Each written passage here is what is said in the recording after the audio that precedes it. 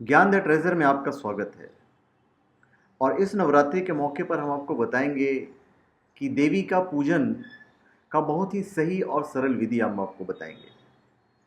देखिए, शक्ति के लिए देवी आराधना की सुगमता के कारण माँ की करुणा, दया, स्नेह का भाव किसी भी भक्त पर सहज ही हो जाता है। ये कभी भी अपने बच्चे, मतलब भक्त समझ लीजिए, ये कभी भी अपने बच्चे को किसी की तरह से अक्षम या दुखी नहीं देख सकती हैं। उनका आशीर्वाद भी इस तरह मिलता है जिससे साधक को किसी अन्य की सहायता की आवश्यकता नहीं पड़ती है। वह स्वयं सर्वशक्तिमान हो जाता है। इनकी प्रसन्नता के लिए कभी भी उपासना की जा सकती है, क्योंकि शास्त्रज्ञ में चंडी हवन के लिए किसी भी मुहूर्त की अनिवार्यता नहीं है। नवरात्रि में इस आराधना का विशेष महत्व है। इस समय के तप का फल कई गुना और शीघ्र मिलता है।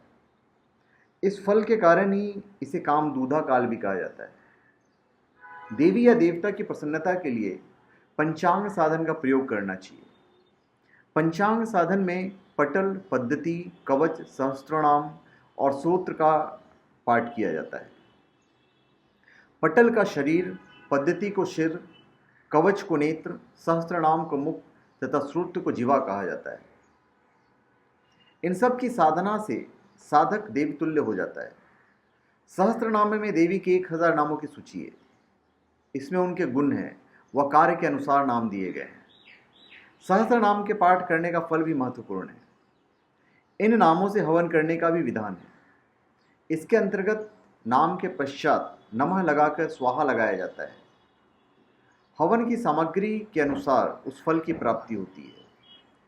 सर्व कल्याण व कामना पूर्ति हेतु उन नामों से अर्चन करने का प्रयोग अत्यधिक प्रभावशाली है, जिसे सहस्त्रार्चन के नाम से जाना जाता है।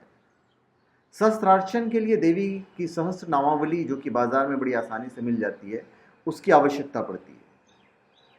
इस नामावली के एक एक नाम का उच्चारण करके देवी की प्रतिमा पर, उनके चित्र पर, उनके यंत्र पर या देवी का आह्वान किसी सुपारी पर करके प्रत्येक नाम के उच्चारण के पश्चात नमः बोलकर देवी की प्रिय वस्तु चढ़ाना चाहिए। जिस वस्तु से अर्चन करना हो वह शुद्ध, पवित्र, दोष रहित व 1000 होना चाहिए। अर्चन में बिल्व पत्र, हल्दी, केसर या कुमकुम से रंगे चावल, इलायची, लौंग, काजू, पिस्ता, बादाम, गुलाब के फूल की पंखुड़ी, मोगरे का फूल, चारोली, किशमिश, सिक्का, इन चीज़ों का प्रयोग शुभ माना जाता है और ये देवी को प्रिय होता है। यदि अर्चन एक से अधिक व्यक्ति एक साथ करें तो नाम का उच्चारण एक व्यक्ति को तथा अन्य व्यक्तियों को नमः का उच्चारण अवश्य करना चाहिए। अर्चन की सामग्री प्रत्येक नाम के पश्चात प्रत्येक व्यक्ति को अर्पित करना चाहिए। अर्चन के पूर्व पुष्प, धूप, दीपक व नैवेद्य लगाना चाहिए। दीपक इस तरह होना चाहिए कि पूरी अर्चन प्रक्रिया तक प्रज्वलित रहे। अर्चनकर्ता को स्नानादि आदि से शुक्त होकर धुले कपड़े पहनकर मौन रहकर अर्चन करना चाहिए। इस साधना काल में आसन पर बैठना चाहिए तथा पूर्ण होने के पूर्व उसका त्याग किसी भी स्थिति में नहीं करना चाहिए। अर्चन के उपयोग में प्रयुक्त सामग्री अर्चन उपरांत किसी साधक, किसी साधन, ब्राह्मण, मंदिर में देना चाहिए। कुमकुम से भी अर्चन किए जा सकते हैं।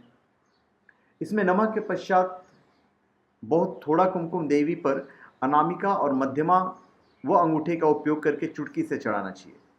अनामिका, मध्यमा और अंगूठे। बाद में उस कुमकुम से स्वयं को या मित्र भक्तों का तिलक के लिए प्रसाद के रूप में दे सकते हैं।